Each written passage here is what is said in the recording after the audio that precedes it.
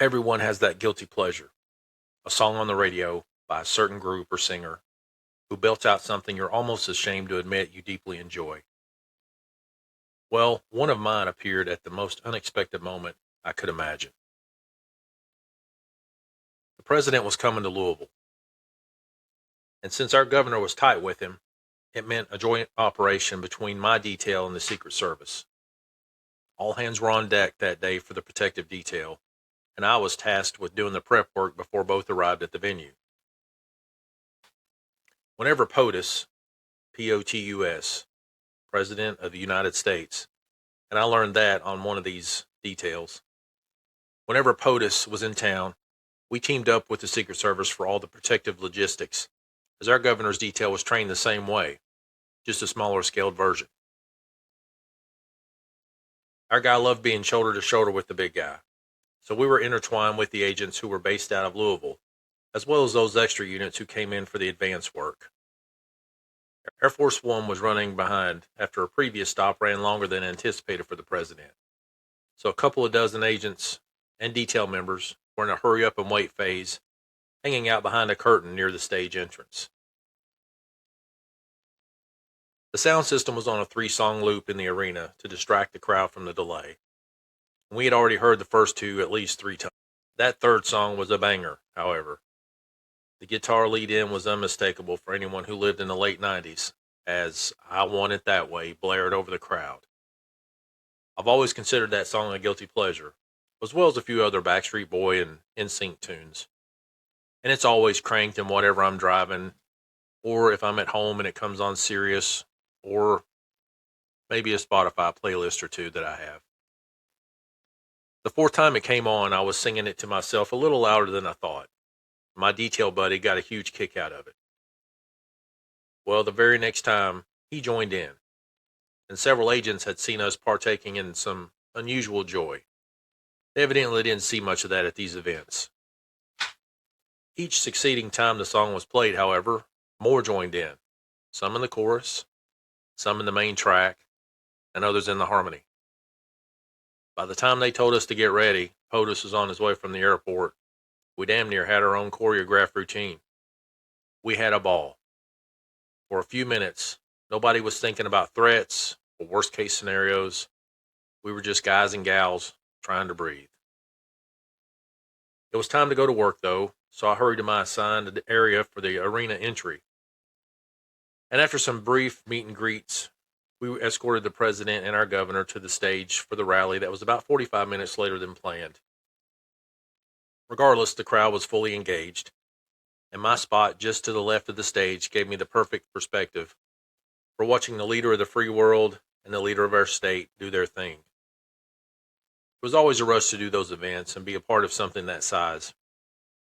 As usual, it was a lot of prep, a lot of downtime, controlled chaos, and then a huge exhale as the dignitaries were safely sent on their separate ways.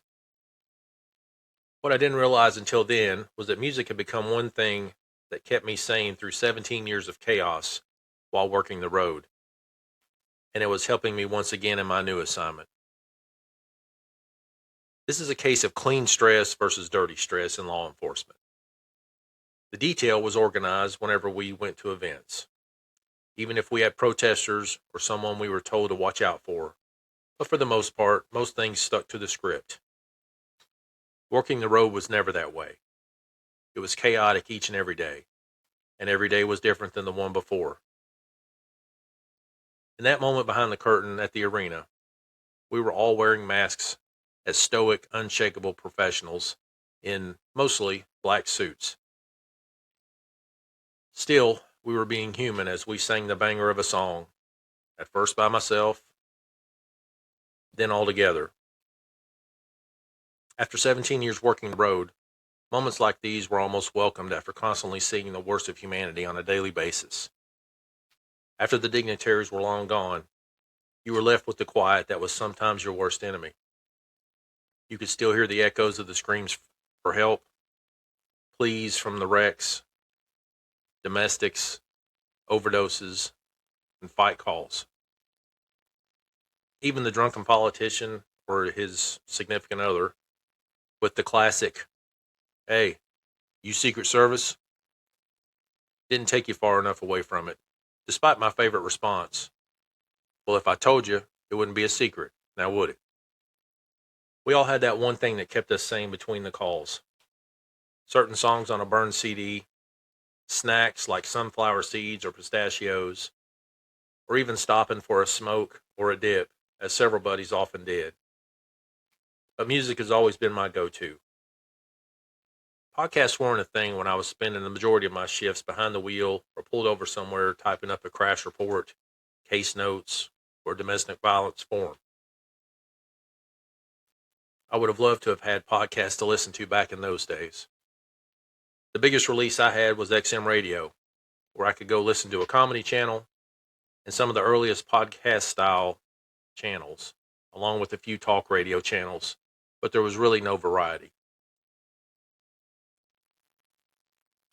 That rally was a whirlwind of energy, very similar to the one I was part of nearly 20 years earlier when President Bill Clinton made an appearance in Carrollton to address the tobacco farmers. While waiting for Air Force One to arrive at Cincinnati Northern Kentucky Airport, I noticed three of the presidential limos parked nose to tail on the tarmac. This was the shell game they play. You never know which one holds the package. Never one to shy away from asking a question in a once in a million opportunity. I asked the agent posted up next to them about the red dirt underneath the wheel wells. He said, yeah, they hadn't had a chance to clean them properly because of the tight schedule, and they'd come straight from India, where all the roads look like that. The real peak of the detail happened during that hurry up and wait lull in the movement. He must have noticed my curiosity about the three limos and invited me to try to open the rear door of one of them. Of course, I obliged him. It didn't budge.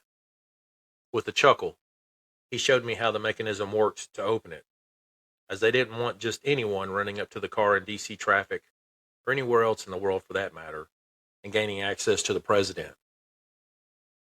He let me open it myself, then told me that the door weighed over 400 pounds by itself, as I grunted to pull it open. Then, he asked if I'd like to sit in it. I looked at him as if it were a trick question. He said, go ahead, they're running behind, and we're just waiting like usual. That'd be something you could tell your grandkids.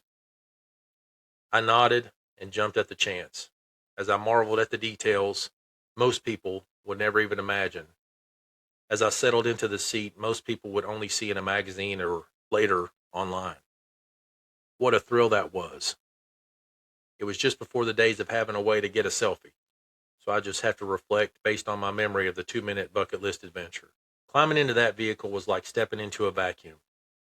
The door was as heavy as a Boeing 757's, and when it clicked shut, the chatter of the agents and troopers and dozens of idling vehicles simply vanished.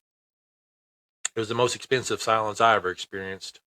I sat there for a minute, my duty belt bulky against the pristine upholstery, and it hit me how different this fortress was from my office on the road. My cruiser was a rolling office of ticket books and accident templates and a radio that never stopped barking. This was a rolling sanctuary I'd only seen on TV from the outside. I sat there, the mask of the professional momentarily forgotten. Just a guy marveling at the engineering. Shortly thereafter, I heard the chatter on my lapel mic that Air Force One was close, so I hopped out of the beast. Game time, I said to the agent as I shook his hand and thanked him for the opportunity. We all reported to our cruisers and waited for word to move out with our assigned agents. Oddly enough, I discovered that the agent assigned to ride with me had something in common that bonded us immediately. She had been selected for my KSP Academy class, Class 70, but she accepted the Secret Service opportunity instead after receiving the call just before our April 1993 start date. It was eye-opening to hear the chatter from the huge two-way radio bag she carried for secure transmissions, and she spoke of POTUS and used code words to coordinate the movements. It dawned on me that we were the first line of defense against any attacks if someone wanted to attack the motorcade. And she said, yep, front and center, with a bit of an uneasy look after my bringing up that fact. I heard a bit of excited chatter during the 30-minute drive to the event. As it turned out, a local sheriff, who didn't get the invite to the event, decided to load up his family in the cruiser and decided to drive up alongside the three limos to get a look at President Clinton. This did not go over well, and at one point, an agent said to take them out, if necessary, if they get close. The chatter on the radio went silent for a second, and the agent and I shared a wide-eyed response. Fortunately, one of our marked KSP units was instructed to block his path, which kept the chaos from ensuing. That would not have ended well. The tobacco warehouse event went off without a hitch, and afterwards we got POTUS safely back to Air Force One. The agent gave me some lapel pins, and I have a story for my grandkids. But the other thing I took away from that day is a reinforced understanding of the silence. The silence inside the Beast was a choice, a design feature.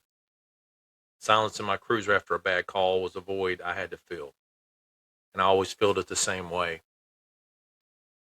Sitting in the back of the Beast was a trip, but it was just a teaser for what was coming down the pike. A few years later, after I transferred to the governor's security detail, I found myself in D.C. for a week of State Department dignitary training. This wasn't just about standing post. It was about movements and the art of the motorcade. I went from marveling at the president's upholstery to being behind the wheel of one of the fortified limos used for cabinet members and congressional leaders that looked identical to the president's. Driving one of those things is an experience in physics. You're piloting several tons of steel, glass, and armor that handles more like a tank than a Cadillac. It's hard to start from a stop and hard to come to a quick stop in DC traffic with all that weight factoring in. Navigating a motorcade through the tight, high-pressure streets of DC is its own brand of clean stress. You're part of a synchronized dance, watching the bumpers, hitting the marks, maintaining the bubble, and getting off the X. It's professional, it's precise, and it's elite. But even there, in the driver's seat of a rolling fortress designed to withstand a small war, the first thing I'd do if the package was dropped off and the cabin was empty, I'd reach for that dial. Since we were only doing scenarios, we had the tunes blasting. But I'd imagine those radios don't get cranked too often. It didn't matter if I was in a $500,000 armored limo in the Capitol or my Ford Crown Vic back home with over 100,000 miles on the odometer and a trunk full of road flares. The ritual was the same. The music was the only thing that could bridge the gap between the unshakable professional the world saw and the guy who had to go home and sleep after seeing things no one else should have to see. If I was rolling hot to a fight call or a shots fired report, I needed to be more than just a man in a uniform. I needed to be an engine. I'd reach for the dial and let Metallica's Fuel or Until It Sleeps provide the rhythm. There's something about the heavy distortion that matches the adrenaline spike. It gives you that tempo to work with, and when the world is starting to blur at the edges. But then when the call ends, the clean stress of the motorcade or the dirty stress of the road fades into a heavy, ringing silence. I remember the nights after the tough ones, the fatal crashes, the death notifications, the calls involving kids that you never quite shake. Those are the moments when the unshakable professional in the crisp gray uniforms with the shiny brass begin to crack. I'd pull over far enough away from the scene that the strobes weren't bouncing off the trees anymore, and I'd put on something like With Arms Wide Open by Creed. In that moment, it wasn't just a radio hit. It was a way to let the mask crack, just for a moment, and find a shred of humanity. Other times, I just needed to feel like I could handle it all.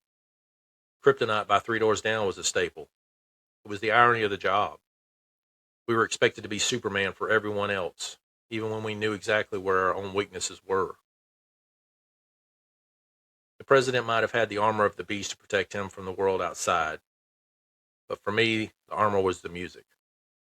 It was the only thing that kept the 17 years of screams and sirens from becoming the only thing I could hear. After the long road shifts ended, music was what brought me back to being just a man again. Same for the hectic protection details involving governors, presidents, or dignitaries. You have to find something to keep you level and grounded. What's yours? Thank you for listening to this episode of Into the Gray with DK Hall. If this resonated with you, please hit the follow or subscribe button and help spread the word to anyone else who can relate. Stay safe.